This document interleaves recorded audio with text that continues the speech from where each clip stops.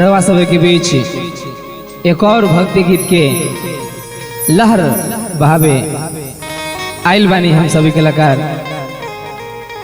बहुत ही सुंदर भावा, सब केहू के इंतजार रहेला कि मैया रानी हमरा घरे नवरात्र में आई हैं। यही भाव के लेके चल रहल बानी। कैसे भाव बा कि ओरिए ओरिए मधु चुए बाजे बारहो बजना तारी हो किया जुमाई हमर अंगना तारी ओरिए ओरिए मधु चुए बाजे बारहो बजना तारी हो ओरिए ओरिए मधु चुए बाजे बारहो बजना तारी हो आजू माई हमर अंगना तारी हो।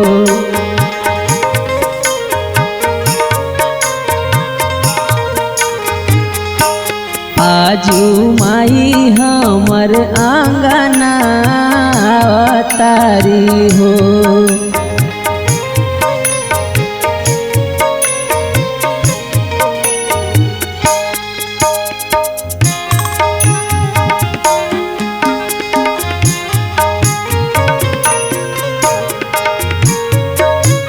जय हो जय हो विजय भैया।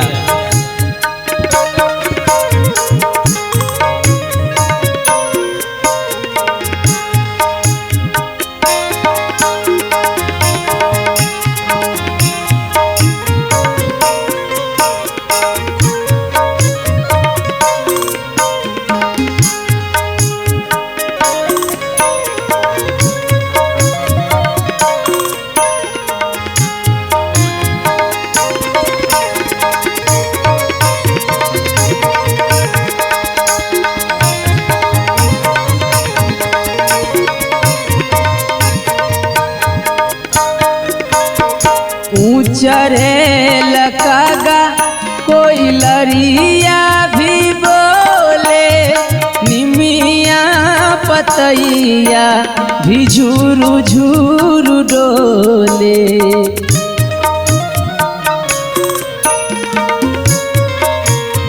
हो ऊंचरे लकागा कोई लरिया भी बोले निमिया पतैया भी झूरू झूरू डोले कि दायांग फर केला अखिया माई लहरे लल की चुनरिया माई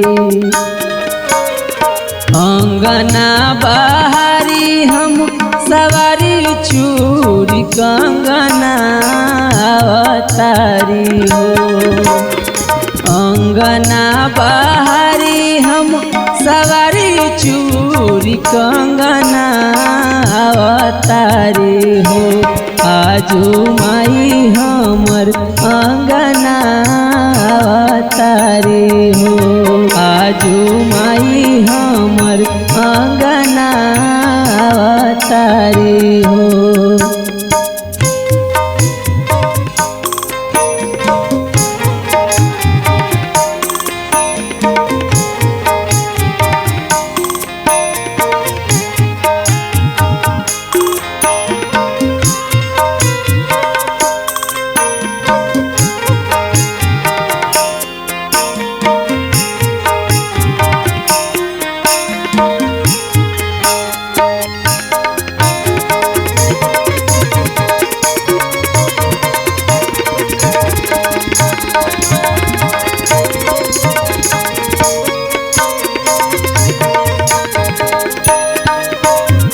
पूर्वा बने जावा से रथवा के शोर हो सबके नजरिया निहारे ओहि ओर हो।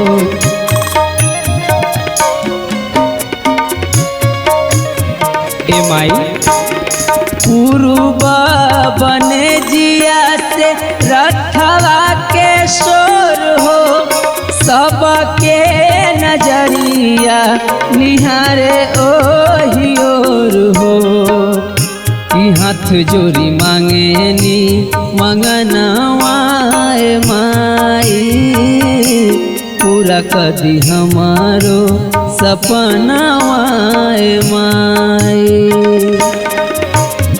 पवन नयन जल पाँव धोई बंदना अवतारी हो किशन नयन जल पाँव धोई बंदना अवतारी हो आजू माई हमर अंगना अवतारी हो आजू माई हमर अंगना अवतारी हो ओरिए ओरिए मधु चुए बाजे बारहो बजना अवतारी हो ओरिए ओरिए मधु चुए बाजे बारहो बजना अवतारी हो आजू माई हमर अंगना